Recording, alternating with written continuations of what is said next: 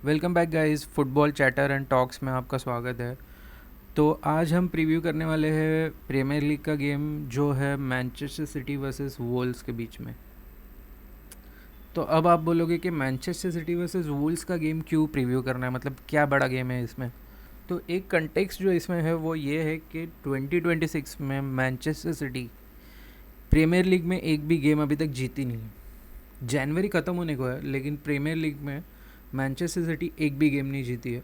और Wolves premiere league में एक भी गेम नहीं हारी है। वो तो बाकी के कॉम्पिटिशन्स में भी नहीं हारी, लेकिन प्रीमियर लीग में भी वुल्स एक भी गेम नहीं हारी है इन द ईयर 2026।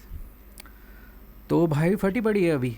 तो मेरी फटी क्यों पड़ी है? तो अगर यही गेम एक महीने पहले होता तो वुल्स अपने काफ़ी ख़राब फॉर्म से जा रही थी, बॉटम ऑफ द टेबल थी, एक भी गेम नहीं जीत रही थी और कुछ भी ठीक नहीं चल रहा था उन लोगों के साथ। तो जब से इनका नया मैनेजर आया रॉब एडवर्ड्स, उसके बाद से तो ये एक चेंज टीम लग रही है। मतलब डिफेंसिवली भी काफ़ी, जो पहले वर्स्ट हुआ करती थी काफ़ी, वो अभी उतने गोल्स नहीं लीक कर रही है और अच्छे गोल्स मार्जिन के साथ भी जीत रही है। अभी उनका ये टेस्ट होगा मैनचेस्टर सिटी के साथ। तो बात करते हैं इस गेम के बारे में ठीक से। तो मेरी जो फटी पड़ी है मैं उसका कारण समझाता हूँ आपको। एक महीने पहले, आज से एक महीने पहले, 2 महीने पहले अगर हमारा मैच वुल्स के साथ होता था तो ऐसा लगता था कि यार इजीली वॉक ओवर कर जाती मैनचेस्टर सिटी और आराम से जीत जाते हम लोग यहाँ पे वुल्स के साथ। लेकिन अभी जो पूरा सब तो अभी जो सब चीज़ें बदल रही है और जैसे का मैनचेस्टर सिटी का जो फॉर्म है और जो वुल्स का फॉर्म है, अगर उस पर आप नज़र डालेंगे तो आपको पता चलेगा कि मैं क्या बोल रहा हूँ। तो चेक करते हैं वुल्स का जो फॉर्म है वो क्या था। मैनचेस्टर यूनाइटेड के साथ ड्रॉ, 1-1 ड्रॉ। मैनचेस्टर यूनाइटेड के साथ सिटी ने क्या किया था वो तो सबको ही मालूम है, याद दिलाने की ज़रूरत नहीं है। उसके बाद वेस्ट हैम के साथ 3-0, एवर्टन के साथ ड्रॉ, 1-1 ड्रॉ। इनका जो कप गेम था उसमें ये लोग 6-1 से जीते। न्यूकासल के साथ ड्रॉ, और अभी ये लोग खेलने वाले हैं सिटी के साथ। तो वुल्स का फॉर्म आपने देख लिया, अभी देखते हैं मैनचेस्टर सिटी का फॉर्म। ब्राइटन के साथ ड्रॉ, और ये एफ ए कप गेम जो एक टीम के साथ था 10-1 से जीते। न्यूकासल के साथ जीते। न्यूकासल के साथ जो फर्स्ट लेग हुआ था कारबाओ कप का वो हम लोग जीते, उनके घर में जाके जीते, पता नहीं कैसे जाके जीते। उसके बाद जो 2 गेम मतलब मिट्टी खाई है यूनाइटेड के साथ अवे जाके, ओल्ड ट्रैफर्ड में जाके 2-0, बाय बाय बाय। उसके बाद बोडो ग्लिम के साथ जो मुंह काला किया है हम लोग ने वहाँ पे जाके, नॉर्वे में जाके। तो अभी जो 2026 का जो ये सिटी का फॉर्म चल रहा है प्रीमियर लीग में, अभी तक हम लोग एक भी गेम नहीं जीते 2026 में। तो बस यही रीज़न है, इसके वजह से फटी पड़ी है। रीसेंट फॉर्म हम लोग ने टीम के देख लिए। अभी हम लोग मैनचेस्टर सिटी का जो प्लेइंग लाइनअप है उसके बारे में बात करते हैं। मुझे ऐसा लगता है कि ये जो प्रेडिक्टेड लाइनअप यहाँ पे दिखा हुआ है, मुझे ये पूरे तरीके से गलत लग रहा है। सबसे पहले बात तो शुरुआत से स्टार्ट करते हैं।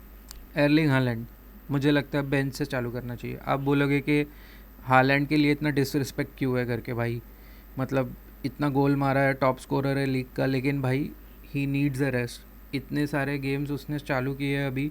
मुझे लगता है कि अभी उसको रिसेंटली वो पूरा ही गेम खेला है चैम्पियंस लीग का वापस से, तो आई थिंक अभी उसको बेंच करना चाहिए।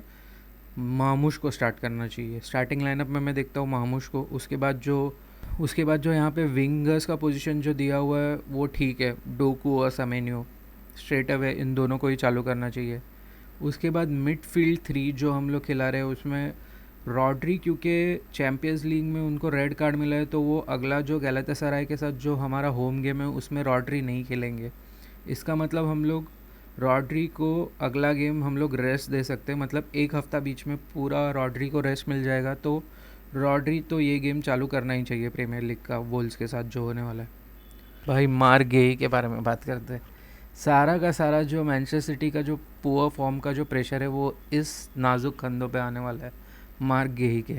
तो मार्क गेही तो स्टार्ट करेंगे ही, क्योंकि पेप गार्डियोला ने फ्राइडे के प्रेस कॉन्फ्रेंस में क्लियर कंफर्म कर दिया है कि Marc Guehi will directly start this game.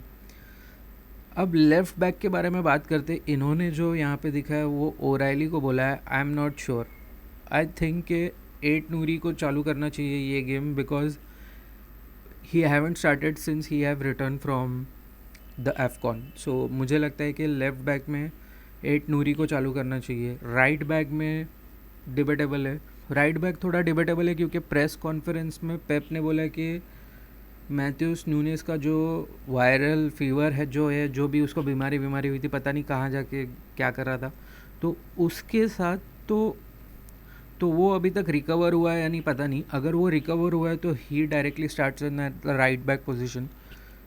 तो मार्क गेही के साथ कौन सा डिफेंडर रहेगा ये भी डिबेटेबल है, मतलब कुसानो चालू करेगा या मैक्स एलेन चालू करेगा, आई एम नॉट श्योर, देखते हैं।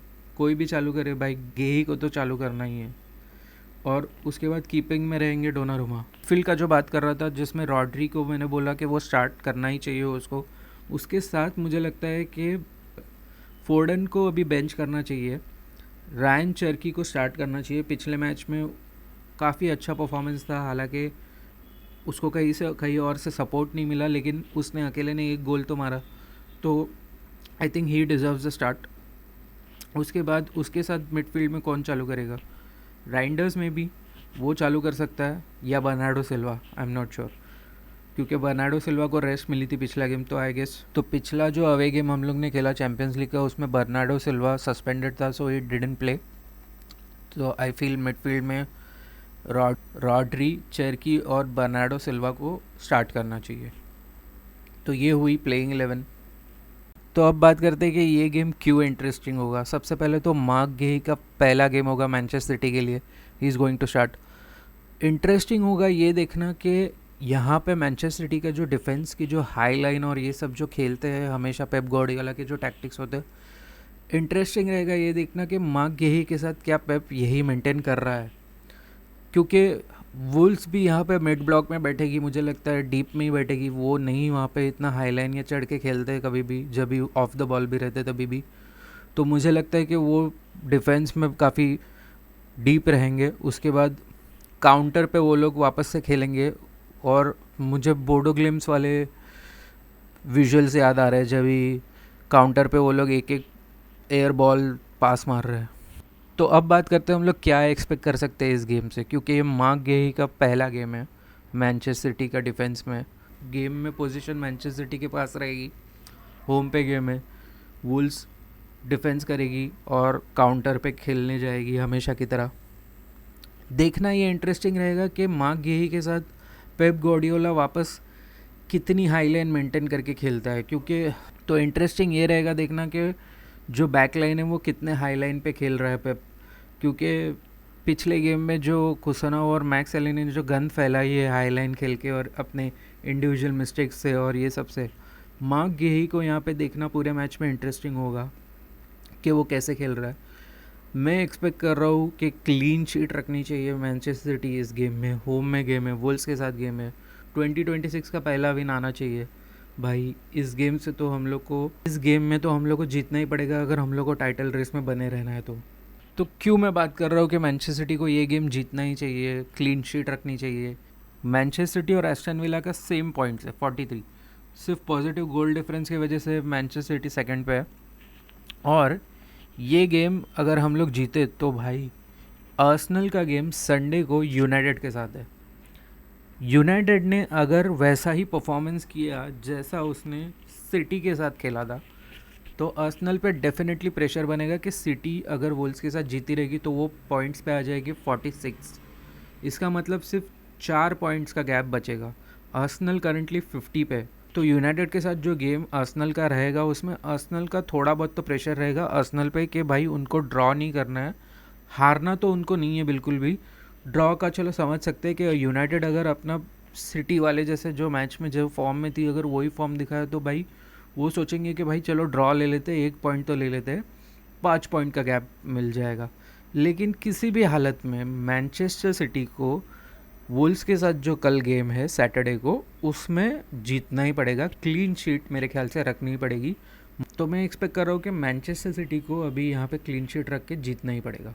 तो ये था मेरा प्रेडिक्शन। जो मैंने बताया कि आपको रीसेंट फॉर्म क्या था दोनों ही टीम का, उसके बाद लाइनअप्स क्या हो सकती है मैनचेस्टर सिटी की, और क्या मैं एक्सपेक्ट कर रहा हूँ मैनचेस्टर सिटी से, इस सब के बारे में हमने इस वीडियो में बात की। तो आपको क्या लगता है मैनचेस्टर सिटी के बारे में, और आपके प्रेडिक्शन कमेंट बॉक्स में मुझे ज़रूर बताइए। और फिर भी अगर सिटी ये गेम हार गई तो माय गॉड क्या बैंटर होगा ऑनलाइन।